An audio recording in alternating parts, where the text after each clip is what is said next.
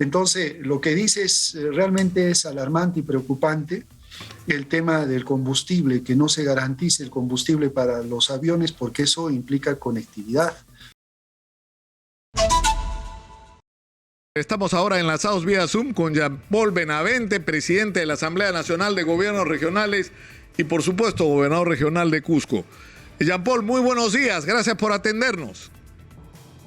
Muchas gracias, Nicolás. Un saludo desde Cusco. Muy amable por esta oportunidad. A tus órdenes.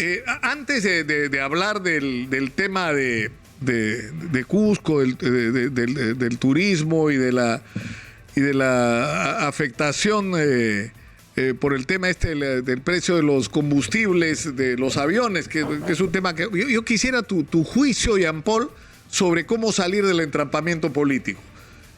Es decir, lo hemos dicho.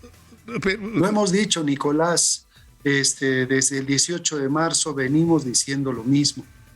Incluso para la propuesta que está haciendo todo este tema de buscar un consenso en la salida y que se vayan todos, o sea, Poder Ejecutivo y Poder Legislativo, tienen que sentarse a la mesa y discutir un proyecto de ley, discutir una propuesta de mejorar incluso las condiciones en una potencial reforma política, de modo tal que hacia adelante no tengamos más de lo mismo. Creo que esa ha sido nuestra posición. Hemos convocado a un momento de unidad nacional donde incluso con todas las diferencias que se tenga entre el Ejecutivo, el Legislativo y otras instancias e instituciones públicas y privadas, se puedan lograr consensos básicos o para la salida, tal como lo está mencionando la misma ciudadanía hoy en las encuestas de todos, para un adelanto de elecciones, pero también para una pequeña reforma que garantice que las siguientes autoridades de nuestro país tengan, digamos, la capacidad y la posibilidad de hacer un gobierno mucho más importante en un marco de partidos más fortalecidos, más legitimizados. Ojalá que esto sea posible, Jean-Paul. Ahora, vayamos a lo nuestro, por lo que te hemos convocado el día de hoy. Petroperú ha anunciado que por este problema de los oleajes anómalos ha habido un problema con la carga de combustible para los aviones y que podría producirse un abastecimiento. O sea, esto va a implicar, si no hay combustible para los aviones, ¿qué va a pasar con los vuelos, por ejemplo, a Cusco? Que son ya ¿cuántos vuelos diarios a Cusco hay en este momento? Ya estamos bordeando los 30 vuelos de entradas y salidas, o sea, 60 vuelos. 60 vuelos diarios, ¿no? Estamos en plena reactivación. En este mes, finales de julio y agosto, hemos llegado tranquilamente a 50 vuelos. O sea, cuando hablo de vuelos, estoy hablando de entradas y salidas, es decir, 50 entradas y 50 salidas. Eso era lo que teníamos prepandemia, más o menos. Ahora estamos bordeando los 30 de entrada y 30 de salida. Y obviamente eso nos ha permitido empezar un proceso de reactivación importante del turismo. Y para eso incluso, seguro me lo vas a preguntar, hemos estado luchando por ampliar la capacidad de carga en Machu Picchu, el aforo, porque en la medida que tengamos más aforo, sin perder de lado el tema de la conservación y preservación de nuestro patrimonio, podemos tener mayor capacidad de turismo, no solamente en Cusco, sino en el país. Entonces, lo que dices realmente es alarmante y preocupante.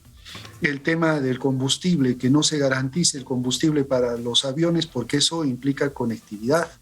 Ahora el Perú está en potenciales crecimientos, mejoras de su conectividad aérea, y Cusco, por ejemplo, hace poco ha inaugurado un vuelo Cusco-Santiago-Cusco, también ya teníamos Cusco-Bogotá-Cusco, y tratamos de generar un hub regional en el cual permitamos, lograr conectarnos con distintas partes de la región de Latinoamérica.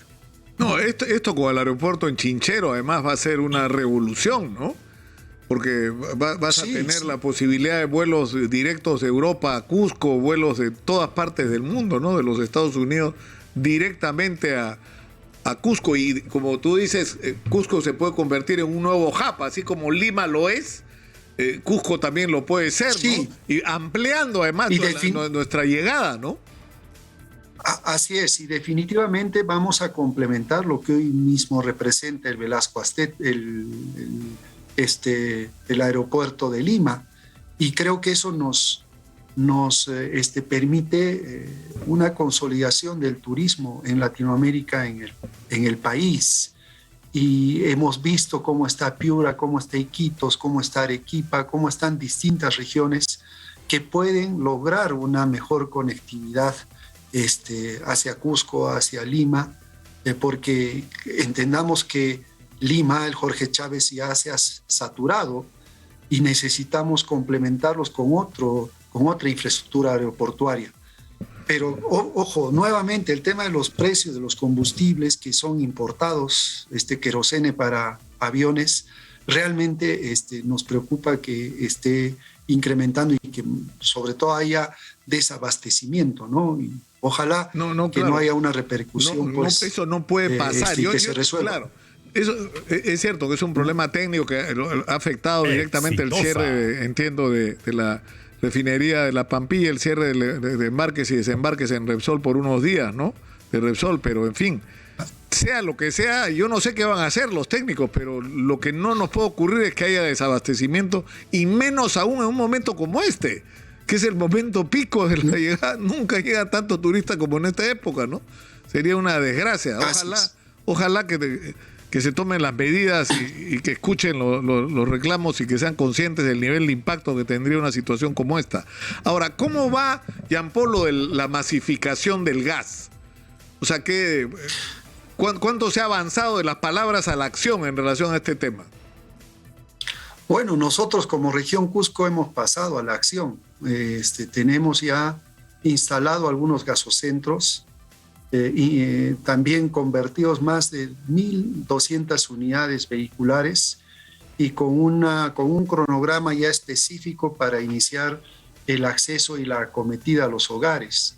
Hemos visto el fin de semana pasado en una reunión con gobernadores del país en Piura, cómo ellos también en Piura están en un proceso de masificar, iniciando con 10.000 hogares, igual lo haremos acá en Cusco, y luego pasar a 50.000, 60.000 en las ciudades principales de estas dos regiones, Piura, Cusco, pero también se viene Ayacucho, se viene Ucayali, se vienen Huancayo, y un montón de regiones que obviamente tenemos que apostar por la masificación del gas, mientras que al gobierno, entendamos, le hemos solicitado que se apruebe un proyecto de ley 679.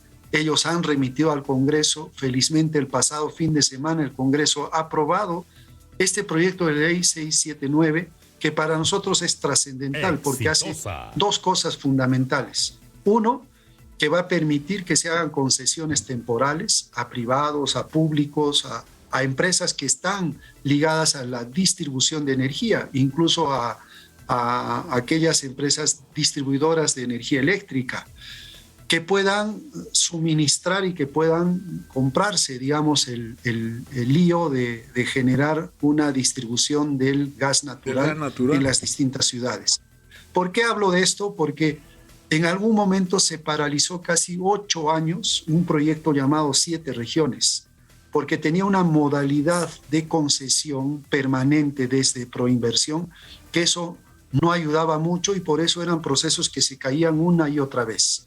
Hoy el Congreso ha dado esa facultad importante para que se pueda hacer estas concesiones temporales y acelerar con la concesión para que estas empresas puedan empezar a distribuir el gas. En mi región ya el gas natural está, lo único que hay que hacer es empezar el proyecto. Lo siguiente es que el precio a nivel nacional tenía ciertos problemas. Si en Lima pagaban $1.50 por metro cúbico, en otras regiones pagaban más de 2 soles. Y eso hacía de que el proceso, no sea rentable para las empresas.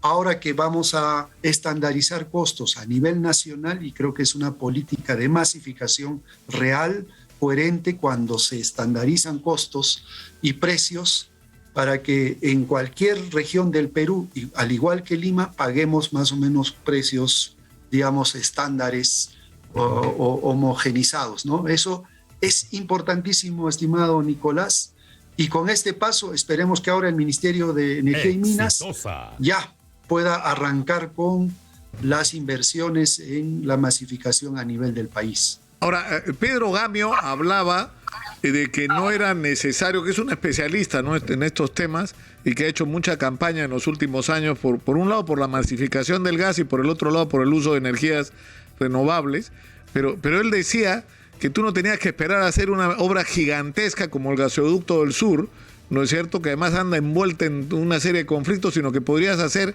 obras de menor escala regionales y, por ejemplo, habilitar el puerto de Melchorita para que no solamente saque gas que se va al extranjero, sino para que desde ahí se distribuya gas a diferentes puertos del Perú y se cree una red de distribución a nivel de la costa, pero que, por ejemplo, en el caso de Cusco, era posible extender un tubo que entiendo llega hasta Quepachato y que multiplique el abastecimiento de gas en tu región, Jean Paul. ¿Ustedes han hablado de este tema?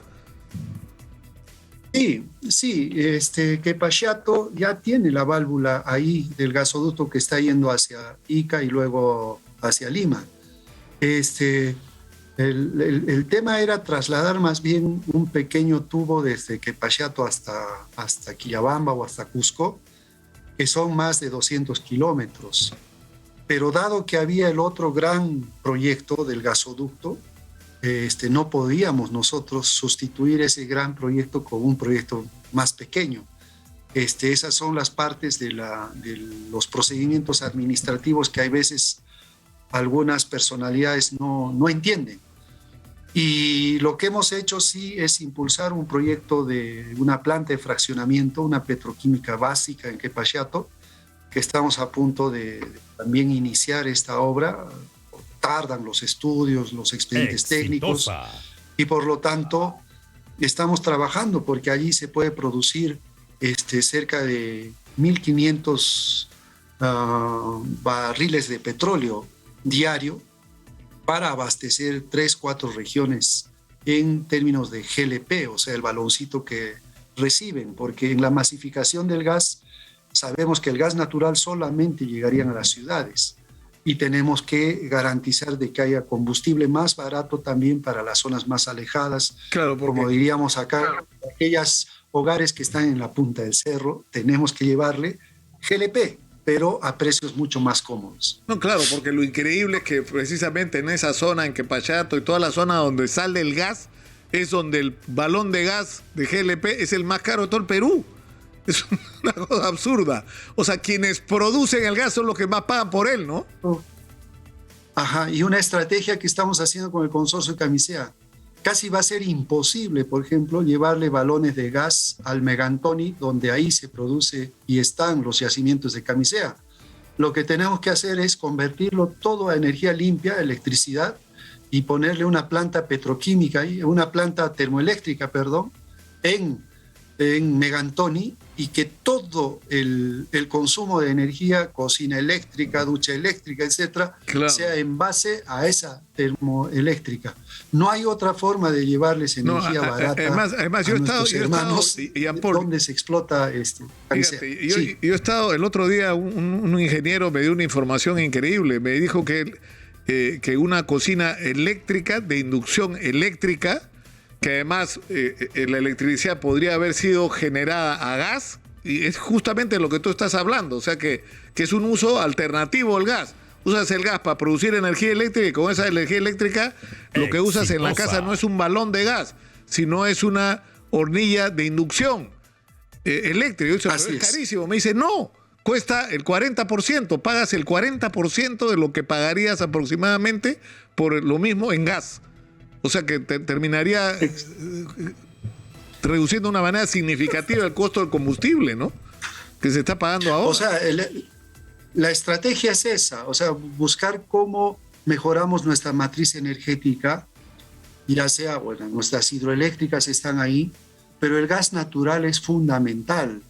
Y también la posibilidad de que con este gas natural no solamente se pueda producir masificación de uso del gas en los domicilios, sino también vía las termoeléctricas garantizar el abastecimiento de energía. Ahorita las termoeléctricas en el país significa cerca del 35% del consumo de energía eléctrica de todo el Perú. Y es importante porque permite, digamos, ponerle un equilibrio y una balanza, porque en épocas de estiaje las hidroeléctricas paran su producción, bajan su producción. Tenemos que tener una estrategia de país que consume cerca de 7.000 megavatios hora al año y tenemos que darle esa posibilidad de acceso a energía de distintas formas. Se está trabajando también seguro energías renovables como la eólica, la solar, pero esas son una parte pequeña de toda esta gran matriz energética que tiene nuestro país. Creo que en eso debemos estar discutiendo, esa debería ser nuestra agenda, en vez de estar peleando entre poderes del Estado, ¿no? Pero por supuesto que sí. Jean Paul, muchas gracias por atendernos, ha sido muy gentil como siempre, un abrazo.